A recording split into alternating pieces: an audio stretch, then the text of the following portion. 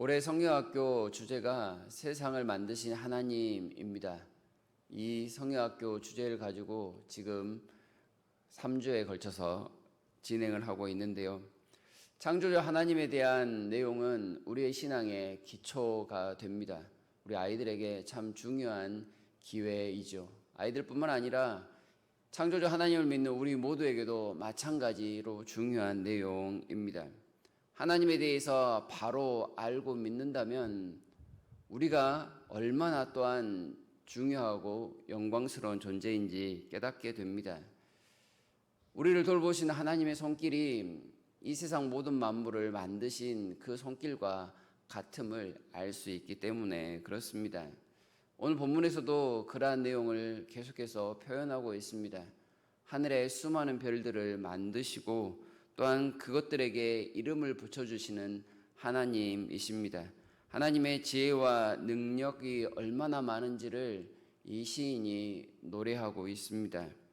하나님은 또한 그 능력으로 우리의 이름을 부르시며 우리를 돌보고 계시는 분이십니다. 온 우주를 운행하듯이 하나님께서는 우리 한 사람 한 사람에게 그의 섬세한 손길을 나타내 주시고 계십니다. 가장 위대한 분에게 섬세한 섬김을 받는 존재가 우리이기에 우리가 얼마나 이 우주에서 중요한 존재인지를 하나님께서 보여주시고 계십니다. 그래서 하나님께서 우리를 창조하셨다라는 사실 앞에 서면 우리가 할 수 있는 것은 그 하나님을 높여드리는 것밖에 없다 말할 수 있겠습니다. 창조주 하나님 앞에서 피조물인 우리가 할 수 있는 가장 적합한 행동은 하나님이 만드시고 다스리시고 우리를 지금도 먹이십니다라는 그런 겸손한 고백인 것이지요. 하나님의 능력, 지혜를 우리가 깨달은 바대로 하나하나 한 번 더 되새길 수 있는 것, 하나님께서 주신 영광스러운 찬양의 모습입니다. 그래서 하나님께서 6절과 같이 여호와께서 겸손한 자들은 붙드신다 이렇게 말씀하고 있습니다. 하나님이 창조하셨다라는 사실을 인정하는 것이 겸손의 시작이 될 것입니다. 그리고 또한 그 하나님께 붙들려 살아감을 즐거워하는 것이 겸손함입니다. 창조주 하나님 앞에서 나의 무능함을 정직하게 고백하는 것, 지난주일 말씀처럼 하나님 앞에서 애통할 수 있는 것, 그것이 또한 겸손함이 가져다주는 놀라운 복이라고 할 수 있겠습니다. 그리고 더욱더 놀라운 사실은 이 겸손함을 통해서 우리가 하나님 앞에 너무나도 교만한 죄인이었다라는 사실을 깨닫는 것입니다. 그런데 이렇게 내가 교만한 죄인이었습니다라고 겸손하게 고백하면 하나님께서 우리를 자녀로 삼으시고 하나님의 그 대리자로 그리고 더 나아가 하나님의 상속자로 삼아주시는 놀라운 선물을 부어주십니다. 하나님께서 계속해서 하나님의 이 복을 누려갈 수 있도록 더욱더 가까이 와서 우리를 돌보시는 모습입니다. 하나님은 우주를 만드실 만큼 크신 분만이 아니라 죄인을 사랑하시고 자녀로 삼으실 만큼 영적으로도 크신 분임을 우리에게 알려주십니다. 겸손함으로 누리는 복이 참으로 많은데요. 이러한 겸손한 자들에게 하나님께서는 먹이시고 입히시고 때를 따라 필요한 것을 공급하심을 오늘 본문에서도 여전히 노래하고 있습니다.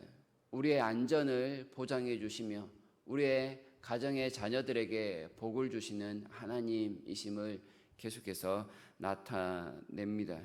하나님께서 만드신 모든 것들 속에서 우리가 그 하나님을 온전히 즐거워하자라는 하나님의 놀라운 초청이라고 표현할 수 있겠습니다. 하나님은 6일 동안 세상을 만드시고 7일째에 안식하셨지요. 그 안식하시는 것은 마치 그 만드신 것들을 피조된 우리와 함께 즐기시려는 모습을 나타내어 주십니다.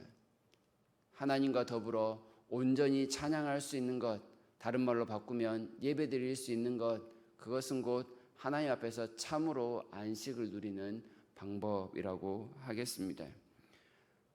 여기에 계속해서 특별한 것이 나타나는데 그 특별함이란 하나님께서 말씀을 보내주시는 것으로 표현할 수 있습니다. 끊임없이 말씀을 우리에게 보내주시는 모습을 통해서 하나님은 우리와 소통하기를 원하심을 나타냅니다. 하나님을 대신해 세상을 다스리는 방법을 계속해서 말씀하시고 하나님의 영원한 복을 누리며 살라는 그러한 내용입니다.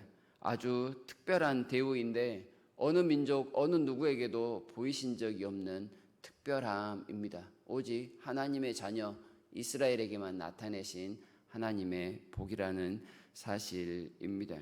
말씀 속에 창조와 다스림과 복주심에 대한 세세한 내용들이 다 기록되어 있습니다. 은혜와 자비를 베품에 있어서도 여전히 크고 놀라우신 분임을 말씀을 통해 끊임없이 알려주고 계십니다. 그러나 하나님께서는 교만한 자들에게는 이와 정반대의 모습을 보여주십니다. 악인들, 곧 교만한 자들은 하나님의 이러한 복을 전혀 깨닫지 못합니다. 경험하지도 못하며 또한 하나님을 깎아내리고 무시하는 사람들입니다. 하나님을 찬양하는 것과는 전혀 상관이 없는 삶을 살아가는 사람들, 그들이 다 교만한 자들이라고 할 것입니다. 가장 큰 교만은 그들 스스로 죄인됨을 부정하는 것이지요. 그래서 감사가 없고 찬양이 없고 예배가 없습니다. 교만한 자들이 좋아하는 것은 10절이 표현하고 있는 것처럼 말의 힘이나 사람의 힘, 용맹함 정도입니다. 자신들의 힘으로 필요한 것을 얻어야 하기에 힘이 가장 중요한 것이지요. 그러나 역사가 말해주고 있는 것처럼 지금껏 어느 군대가 자신의 힘과 능력으로 정복한 적이 있었습니까? 기드온의 300용사나 여리고성 전투와 같은 이 전투들은 형편없는 무기로 강력한 군대를 무너뜨리는 대표적인 예가 될 수 있을 것입니다. 말씀을 주시는 이스라엘 백성들에게는 힘이 아니라 하나님 앞에 겸손함이 능력임을 거듭 우리에게 알려주고 계십니다. 하나님을 찬양한다는 것은 우리가 하나님의 특별한 계획 속에서 살아가고 있다는 놀라운 특권임을 깨달아야 하겠습니다. 우리의 겸손함과 하나님을 향한 경외심을 통해서 공짜로 누리는 선물이 곧 찬양입니다. 이 선물을 빼앗기지 말라고 하나님은 계속해서 말씀을 주고 계십니다. 우리가 해야 될 일은 앞서 말씀드린 것처럼 하나님을 찬양하는 일입니다. 다른 말로 표현하면 산 제물로 하나님 앞에 우리 자신을 내어드리는 것, 일상 속에서 늘 하나님을 예배하는 마음으로 살아가는 것이라고 표현할 수 있겠습니다. 오늘도 우리가 이 자리에서 예배를 드릴 것입니다. 하나님을 예배하는 자리뿐만 아니라 우리의 삶 속에서 늘 하나님을 찬양할 수 있다는 것이 얼마나 놀라운 일인지를 우리가 늘 생각했으면 좋겠고, 그 찬양이 창조주 하나님으로부터 비롯된다라는 사실을 알고 우리가 더욱더 우리를 만드시고 다스리신 하나님을 높이는 일에 마음을 쏟았으면 좋겠습니다.